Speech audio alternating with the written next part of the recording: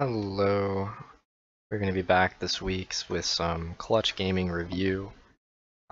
Today's video will have a different format um, because I am actually on the fourth take of recording it due to computer issues. And I actually have seen the whole game now and most of the game several times. So the review will be a lot shorter today. All the information will be compact. And we won't like watch we won't watch every second of the game, because if I don't think that that second of the game has anything to see, then I probably won't go ahead and include it. So I'm sorry about the issues for today's video, but now that I've spent several hours losing videos, I really would like to get done for today. So let's go ahead and talk about draft. So 100 Thieves goes ahead and they ban Yasuo for his flexibility and the pressure that Windwall gives, as well as his snowballing potential. They ban Jace for his flexibility and snowballing potential. Now mid, top, and jungle, but jungle is really suboptimal and is only really an emergency flex. And they ban Zoe, who is a top tier mid laner for tempo comps. Clutch Gaming go ahead and they ban Lissandra, who is a top tier mid laner for tempo comps, who provides a lot of lane priority, even early on. They ban Thresh, who is a top tier support, and frankly might be a little bit of a name at Aphromoo. So, yeah, because I believe we're on 9.4 and it's post-nerf. I think I would have checked in between videos, but no. Cassiopeia is, this indicates that Clutch Gaming just has no intent on picking Cassiopeia first. And because they have no intent on picking Cassiopeia first, if 100 Thieves pick up Cassiopeia, they can abuse the last pick really well, because it's going to be a mid, top, and bot flex. So Clutch Gaming go ahead and they pick up Silas, who is a good mid-top jungle flex. Mid as a carry, top as a bruiser, and jungle as a bruiser. Not that you can't play him bruiser in mid or carry in top, but that's just generally how you see it. He doesn't get really early priority, but he can get priority later down the road. 100 Thieves go ahead and they pick up a really safe bottom lane with Ezreal Braum. Braum being super awesome for disengage, and really good with mid-range DPS carries, and just stopping DPS in general. He can soak a lot more damage than most tanks in the game when he does have shield. Kai'Sa comes out from Clutch Gaming, and you can, for any explanation on the Kai'Sa pick and why it's really good into Ezreal, please see another video in which I explain that. But with Kai'Sa, they are going to get lane priority in the bottom lane, and they pick up Alistar, who is going to be just a really good tank who can set up dives in the bottom lane, but also with the priority in bottom lane can roam mid lane. 100 Thieves pick up Ryze, which is 99% mid lane, because Ryze is coming back due to New Conqueror. And New Conqueror with Ryze in top lane means that Ryze will probably be a lot more vulnerable, because it's a longer lane. So if you were to send Ryze top lane, you'd probably use Aftershock. And a lot of Ryze counters that you would normally think of are banned right now. So Jace is really good against Ryze. Yasuo counters Ryze. Or well, I mean, not perfect counter, but you know. Zoe is really good against Ryze. Cassiopeia is amazing against Ryze. And Lissandra is pretty good against Ryze. Other things that are good against Ryze are just heavy wave clear or long range. And also DPS. So things like Azir are great picks into Ryze, as well as Victor or Orianna, who may not like crush Ryze in laning phase, but they definitely provide a lot of a lot of wave clear, who can push Ryze in and contest that push that Ryze wants to get. Since Ryze likes to have a lot of skirmishes, so he likes to move out of mid lane, move into the jungle. 100 Thieves go ahead and they want to ban comfort picks and things that would be really good for Clutch Gaming. Their team comp, so they go ahead and they ban junglers. They ban Lee Sin because they know Lyra is comfortable on Lee Sin, and they ban Sejuani. Because Sejuani would go really well with this comp. It would provide another front line, allow Sylas to be more of a carry. Clutch Gaming goes ahead and they ban Aurelia. They know that if they ban Aurelia, it would just be taking it out of the top lane, meaning they probably have intentions on picking something on blue side blind pick, and likely blind pick because it's unlikely for 100 Thieves to give last pick to jungle. So that, you know, they want to pick something blind pick that's not very good against Aurelia. They ban Rek'Sai because it would go along with, it would do really well in giving early leads to these lanes. Rek'Sai is really about early game pressure. Not very good at all in late game, kind of actually horrible and useless and very surprising to see in LCS. Bad, but still really strong and early due to New Conqueror being OP. 100 Thieves go ahead and they pick up Jarvan as being the most reliable remaining jungler that would go well with their team. Clutch Gaming go ahead and they pick up Karma, who would be their top laner, who is really annoying, and without things like Yasuo or Jace on the table, or even Aurelia, it's going to be really hard to abuse Karma or counterpick her in any way. So she gets a lot of free priority in the top lane. And Clutch Gaming would like that, and they also give Lyra Nocturne. And I personally approve of Lyra being on Nocturne. I think that he's really good with it. So I do enjoy seeing Clutch Gaming with this team comp because it gives them everything they want. I have talked about how they don't want Demonte pushing, and they want pushing side lanes. And that's actually what it looks like. They see Karma pushing, and then they see Kai'Sa and Alistar pushing, and you probably won't see the Sylas get pushed until maybe he gets items and blue buff, and then he might be able to contest the push.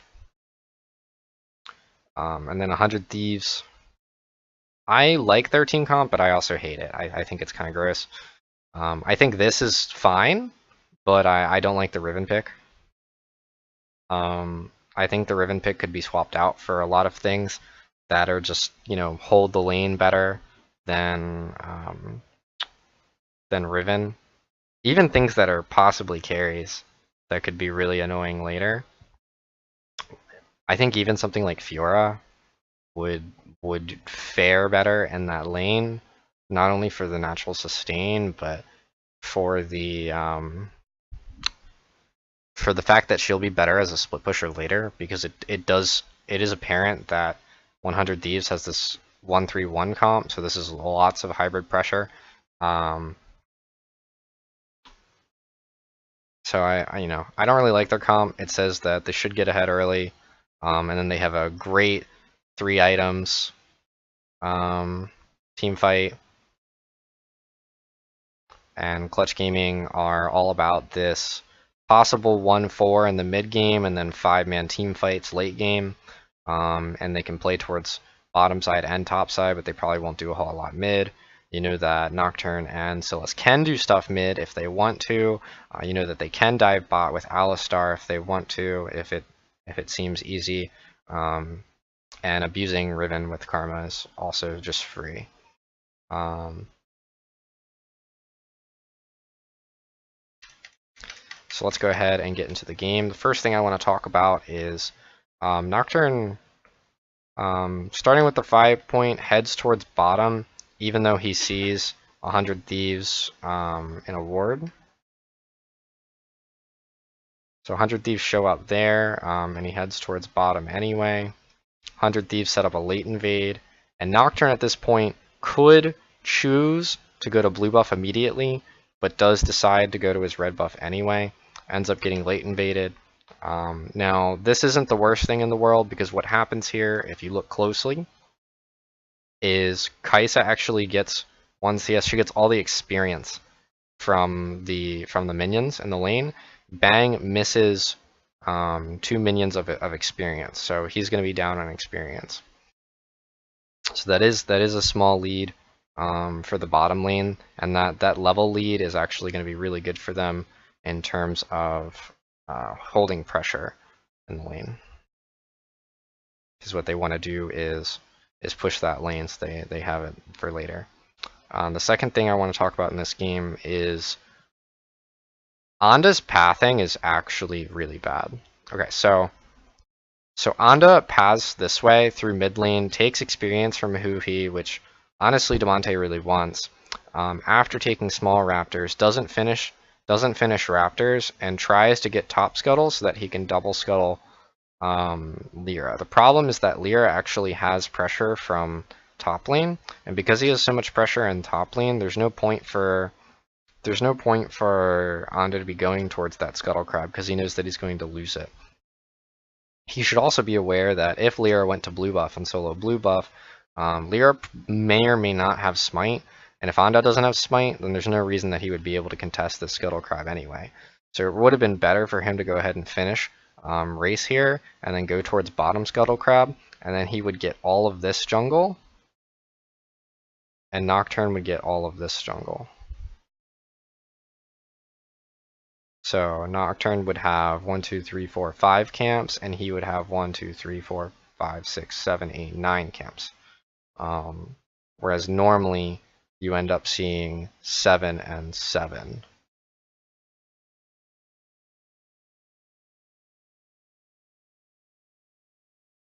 So anyway, he doesn't end up getting the scuttle. Lyra goes for full clear. And then another thing that could have happened here with Anda is that Anda can go for this bottom scuttle now instead of going for his blue buff. But he went for blue buff first. And because he went for blue buff first, he should have never even thought about getting scuttle because Nocturne should be on the bottom side of the map, and the same issue. It's really weird how Anda actually falls into this trap twice. He doesn't have priority bottom lane, so he's going to lose control of the river, and then CG side lane comes in and says, hey, we're going to give that scuttle to our jungler. And then Anda comes up, and this is actually horrible for 100 Thieves that Vulcan is able to flash here, and they go ahead and they take away Anda's flash. So now Anda loses a lot of pressure in the early game, and is not able to do a whole lot. So then both junglers go ahead and finish with a full clear, except Jarvan does not get his Gromp and doesn't finish those, which is kind of silly. He let them reset or something. I don't know.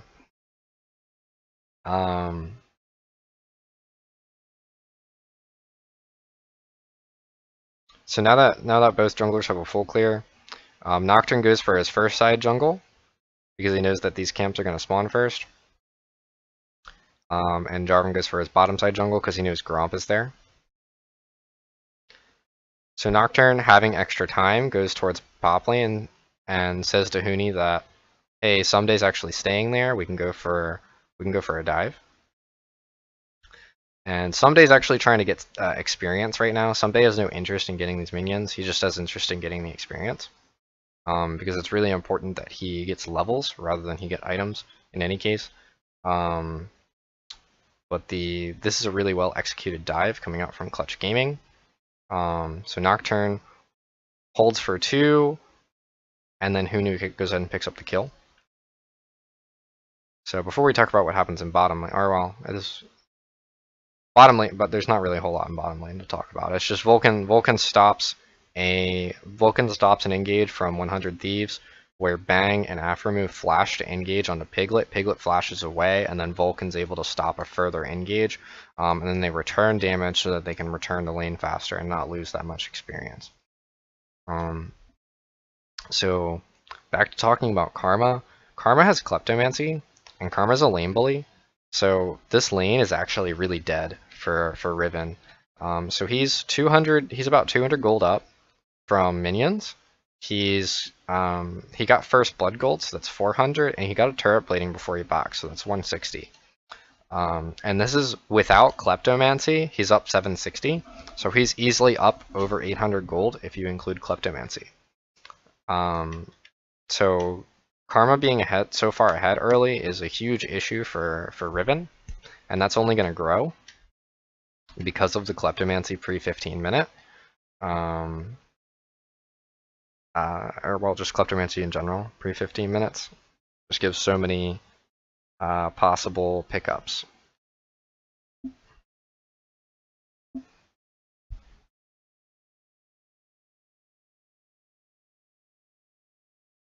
So early on in the game, you don't see a whole lot of pressure around the dragon. One, because Nocturne's not really ready to make a play. He just hit level 6. And he's keeping a small CS lead over Jarvan due to Jarvan's bad pathing. But you see that before level 6, he's not really prepared to do anything bottom lane, even if the enemy bottom lane doesn't have flashes. Just because he needs to be able to get a kill or a pick or something to go ahead and get that dragon for free. And then you see the enemy, the 100 Thieves bottom lane, or the 100 Thieves can't really pick up that dragon unless they have Jarvan, and then they have Ryze with the blue buff. But and this would be a moment right now in which Jarvan could have been at blue buff, give Ryze a blue buff, and then possibly take a sneaky dragon after they push mid.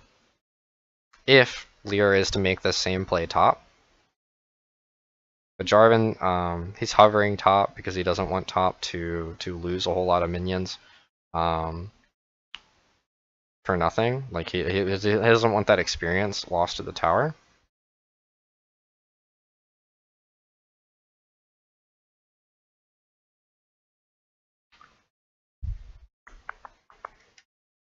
Now Ryze does end up soloing the blue buff, so now he's really low on mana. And this would also be a moment in which you might see them trying to pressure the dragon. 100 Thieves. Because what they want is they just want vision. I wish that wouldn't happen. They just want vision on where Nocturne might be, because the second that Nocturne goes topside, they could really burst the dragon. And really, Nocturne being topside is actually pressured by Onda in this case, because Onda has no... Onda looks for something here, and Nocturne actually had nothing else to do on topside anyway besides gank, which he didn't find necessary beforehand. He was actually moving towards bottom side. But let's go ahead and look at how this gank turned out. So if it's on slow here, so if you go ahead and look, Jarvan actually appears right here before he gets into the bush for Huni. So Huni's able to respond immediately. He's aware that's going to happen. So even if he gets flashed, he's prepared to dodge the EQ. And once he dodges the EQ, I mean, that's a lot of damage that he could have been had. That he could have taken. But the biggest issue here is that Someday, right at this moment, actually just use Q1, 2, 3. So he's not going to have Q1, 2, 3, and he needs Q3 to enter the Jarvan ult. So you do see that Someday wants to enter here, and I chose this moment to stop in specifically because Someday is actually positioned correctly. Someday doesn't want Huni to run this way. Someday wants Huni to run this way if he wants any chance of killing Huni. Because if Huni runs this way, these guys don't know where Nocturne is, and every second that they run this way is a second the chance rises that Nocturne will get in range to ult, and these guys lose 2v2 really, really hard.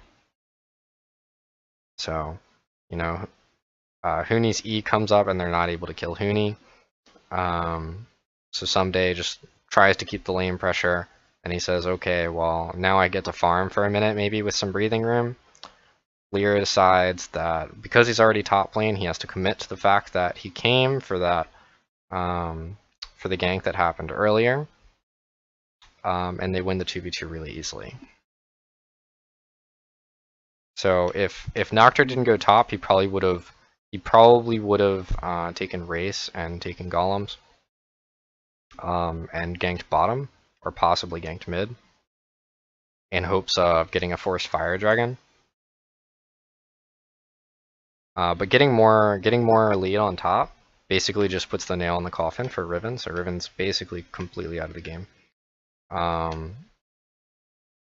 Okay.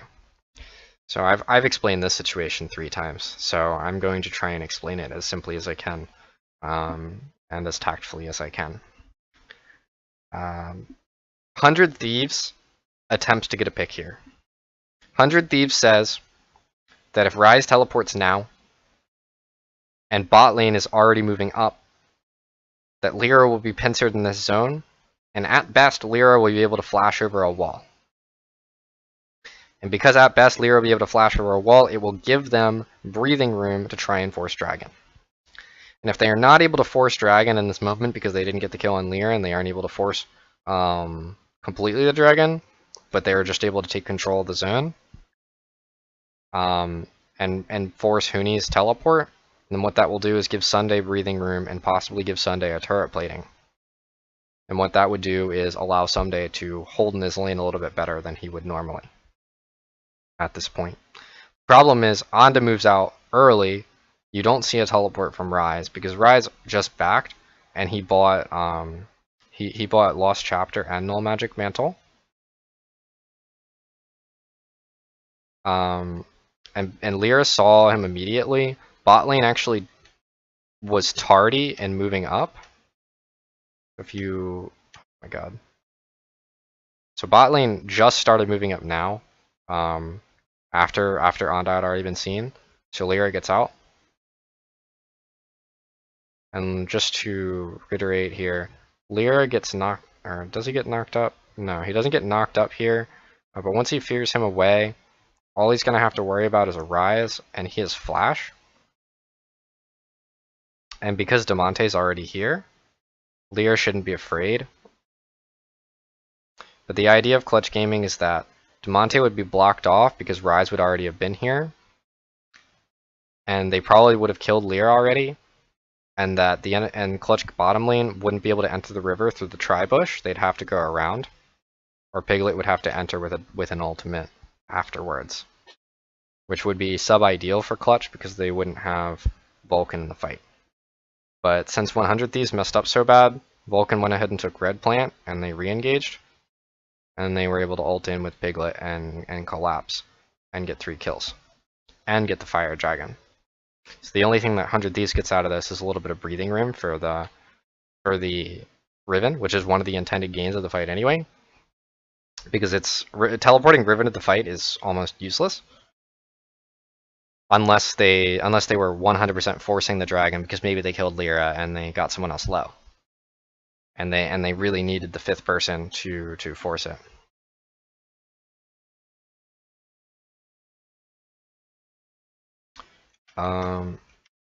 Okay, so what does Clutch Gaming do next? Nocturne continues farming. Is this a replay? Yeah, it's freaking replay. Worst times. So Nocturne continues farming. Huni goes ahead and he stops Sunday's back. Someday actually has no reason to be doing this.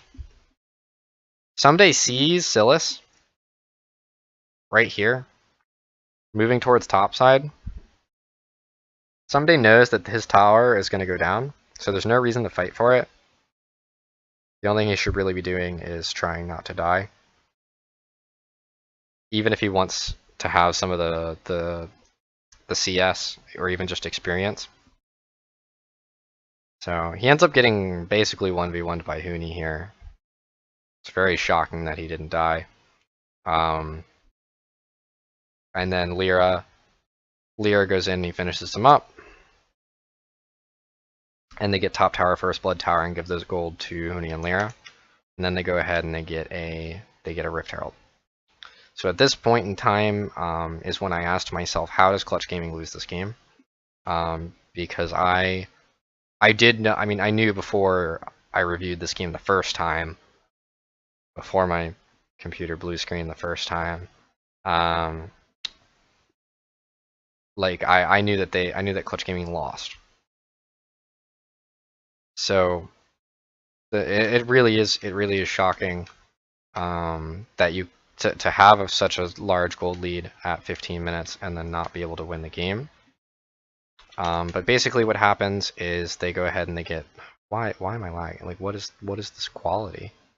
They get priority top lane, so they use priority top lane to rotate mid lane, because Riven went to respond to that. They use Rift Herald to take out mid lane. I think Clutch could have made Rift Herald hit tier 2. Not that, like, I mean, like, they weren't holding a lot much gold. Like, they could have made it hit tier 2 at least, because damage on towers is permanent. But they decided not to. And what they're going to do next is they're going to get priority in mid and top, and then rotate onto bot, and also pick up the next dragon with the bot. My one criticism is that before they go to bot, they actually control a lot of vision in the top side. Like they try to control a lot of the top side resources, which I find a little bit unnecessary. If you notice, they place a lot of wards on top side. These are like not really useful to them except for getting Scuttle Crab, but I don't even think they needed all that vision to get Scuttle because they were able to force it out of 100 Thieves anyway. So they do lose all those vision resources when they go ahead and they pick up bottom lane vision anyway. But it's not a big error because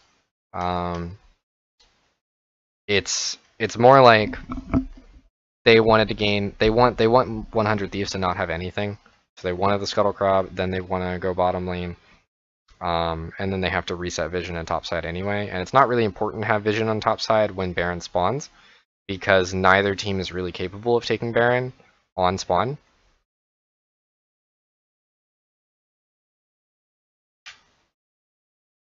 So they move towards bottom lane here. They get a lot of damage on the turret, and this is going to be before they go ahead and they switch.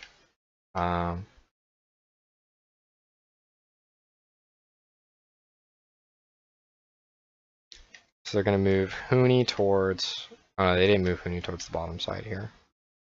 They move Huni towards the bottom side after they get the next dragon.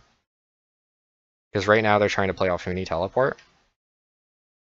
Because they knew Huni can cause a lot of pressure. He can soak a lot of pressure. Because he's immobile, he attracts the attention of Jarvan.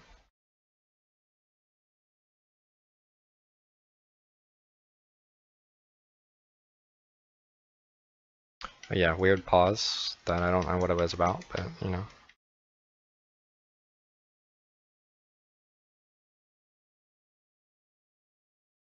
Okay, so CG moved back onto bottom again, and I think they actually could have ended up getting this turret here if Vulcan procced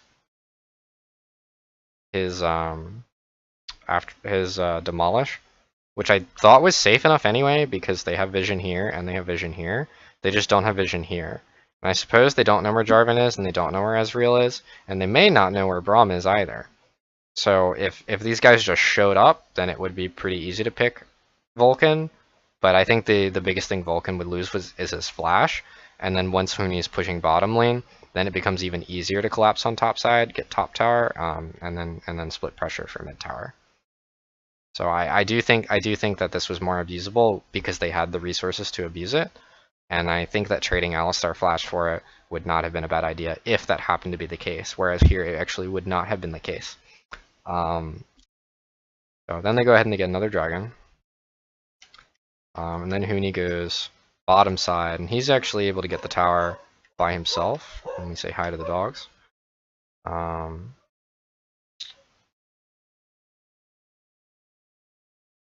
So what Clutch want right now is that once they have all this pressure on the bottom side, oh man, that is a lot of barking. Of course. Okay, so we're gonna work with that. We're gonna work with the barking because you know it wasn't really an issue the previous times I recorded this video, but now it sounds like it's gonna be an issue. So Clutch want to hold pressure in bottom side. possibly take Someday's teleport, host a teleport advantage, and then pick on Baron. And a pick can lead to Baron as well, just in general, if they were to pick something like Jarvan, just because then they have no smite. But any pick is really useful because Jarvan's level 12 and Lyra's level 14, so the smite difference is actually huge. Huge damage difference. So it's very easily abusable by Clutch. So Clutch actually move ahead and they force a pick here onto Aphromoo, who shouldn't be where he is. Just to be clear, this looks like a error that I've pointed out several times, that this is generally a bad pathway when you don't have control of the mid lane. So he uses that pathway, he loses the Braum shield, so they capitalize with Nocturnal, and then they move towards the top side. So there's quite a bit of odd things that happen in this game. First part is Piglet actually makes the same mistake that Aphromoo made, and Piglet walks through here. So just as Piglet walks through here, watch his health bar.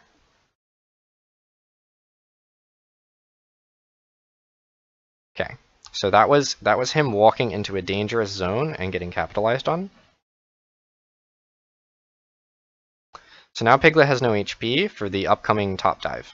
And not that I actually needed to watch this game 4 times to know that there was a top dive here, but I think I've said it in other videos that this top inner on red side is actually really easy to take control of due to the map geometry.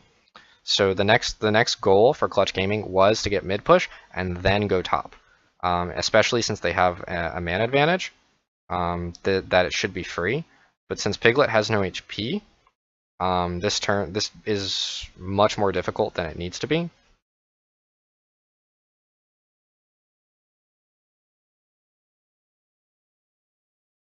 So they do make the commitment. They get a lot of damage on Rise. Monte goes ahead and steals a Rise ult to give Vulcan out. It's very smart. Rise goes ahead and ults himself, and Monte has to flash out. So in this play, CG end up losing a flash, but they also got Riven teleport.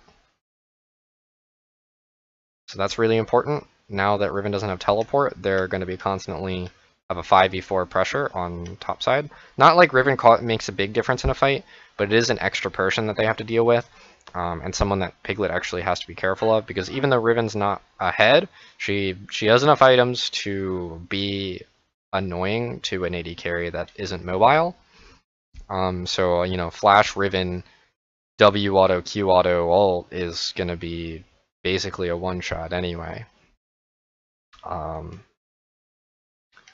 So what do Clutch do? Well, they get the next dragon. And what they should be doing right now is setting up for another play like the one they just made.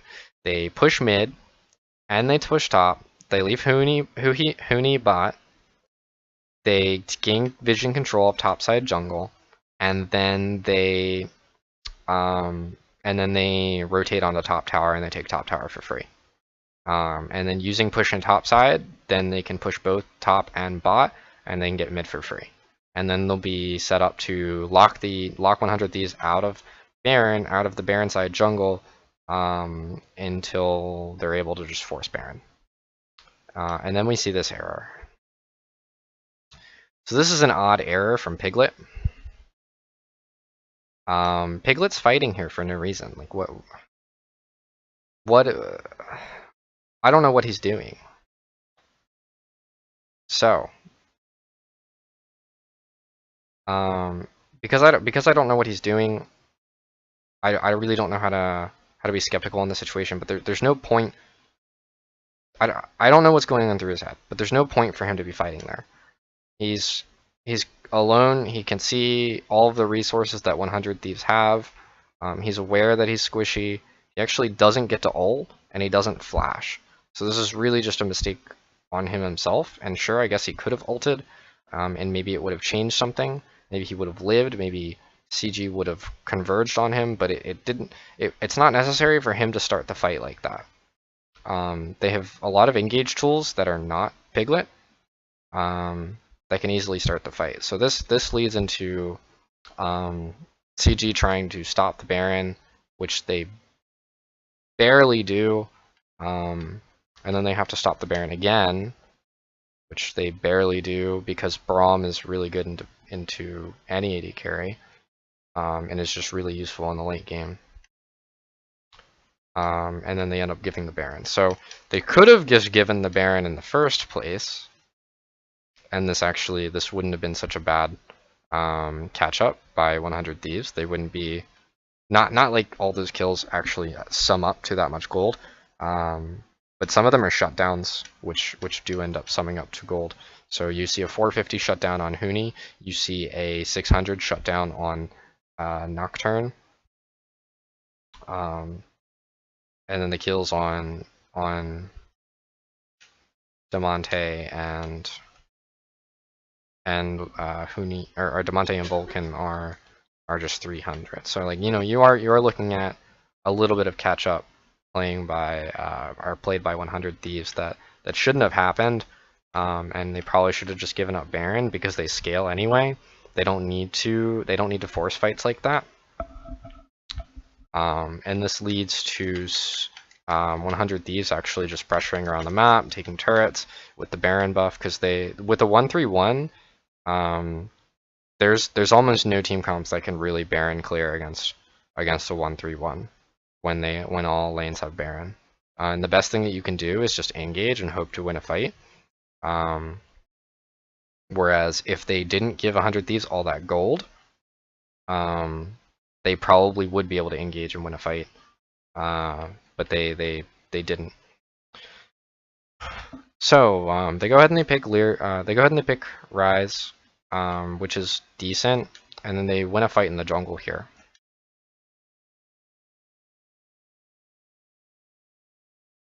And this jungle fight is honestly it kind of plays as expected,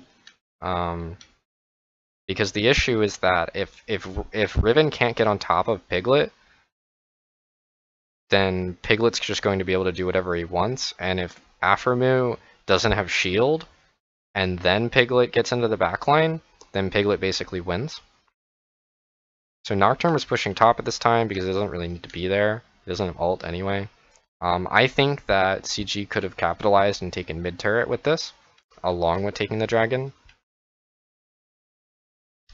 I think both could have been done. I don't think it was like we can get dragon and we can we can only get dragon. I think it was we can get dragon and we can get mid tower, but we should probably get mid tower and then dragon. And then here's the game-winning fight. I know we've gone through this game very fast, but I have touched every single big problem. Piglet. So if you notice, let's go all the way back. Okay, we are several minutes before.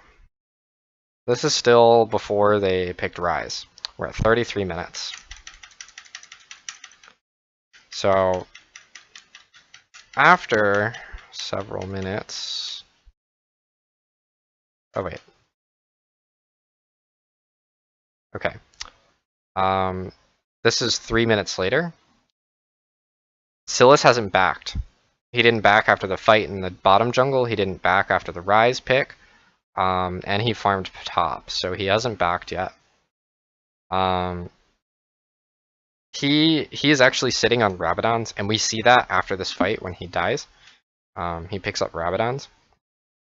But this call from Piglet, and you know it's Piglet's call because I mean who else can call him ulting here? Like I don't think any, like if Nocturnal didn't, maybe did Nocturnal come first? No, Nocturnal came after. They almost came at the same time. I guess maybe it was him and Lyra agreeing on a play, but I I know Demonte was not wanting. Demonte was mid back on another part of the map, and like I think it's really important to note that like if Demonte is here with Rabadons when they make an engage like this, because this is a really repeatable game state. This is a really repeatable game state. Ryze is close to top because he's picking up top, and Riven is bot and pushing bot. This is something that will probably continue to happen. So even if Demonte backs, they will probably see this exact same game state another time. But if Demonte's here with the Rabadons, there is actually no way that they lose this fight. Braum probably dies. Anda definitely dies more quickly. Vulcan could have ulted a lot earlier, and he would have lived a lot longer. But now that Demonte's here without Vulcan, he doesn't really have anybody to dive with him. And because he doesn't have anybody to dive with him, and Piglet doesn't have ult, and Piglet doesn't have flash, they can't really play this fight like they should be able to. And then they just end up losing the game off of that. And I think that's really depressing. So there were two really huge errors from Piglet this game that we probably weren't wanting to see. And I think that it's either Piglet's being impatient or there is just some really messed up communication happening in the squad. So I don't know. I really don't know how to diagnose the issue here with Clutch Gaming, but this was a game that should have been won, and basically was won at the 15-minute mark. Once they got Rift Herald and top end mid tower and Fire Dragon, and they had a better late game team comp, that was pretty much it. So anyway, I'm sorry for the short VOD review today. I don't really enjoy doing VOD reviews as a video if it's not the first time I've seen the video, because I think that a lot of the commentary that's entertaining is me discovering what the teams want to do. But now that I've done the video 4 times, it's more of me just reaffirming what I've already explained. So, thank you for watching, and leave any comments if you have any questions, and I will gladly respond as fast as possible, and have a nice day.